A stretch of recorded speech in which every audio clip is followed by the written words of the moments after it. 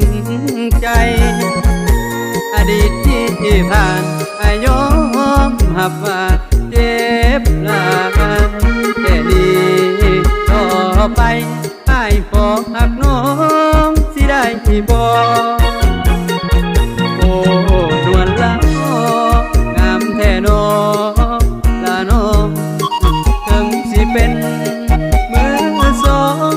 งแต่น้องก็งามบาดใจขอบอกน้องลาว่าสาวขึ้นใหม่ยังอายถึงแม่น้องอ่านใจแต่อ้ายก็หักคือเขาแม่ไอ้สิเว้าให้เจ้านั้นเป็นแม่ห้าง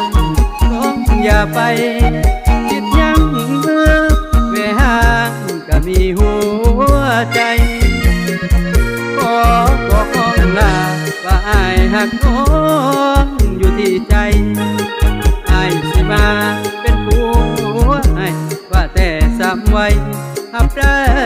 บ่นะเรื่องที่ผ่านมาให้ถือว่ามันเป็นอดีตน้องอย่าเก็บมาคิดเรื่องอดีตให้มันคุ้ม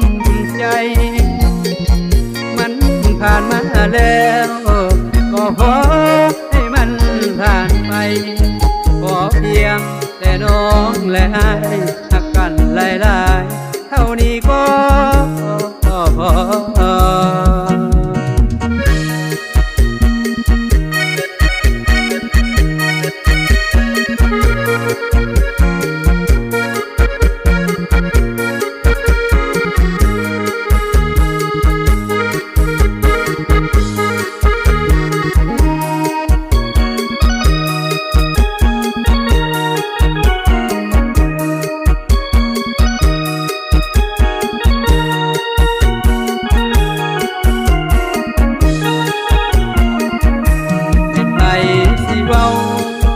ให้เจ้านั้นเป็นแม่ห้างน้องอย่าไปคิดยังแม่ห้างก็มีหัวใจขอบอกน้องลาว่าอ้ายหักน้องอยู่ที่ใจอ้ายสิมาเป็นผัวให้ว่าแต่ซ้ำไว้ทับได้บ่นะเรื่องที่ผ่านมาให้ถือว่า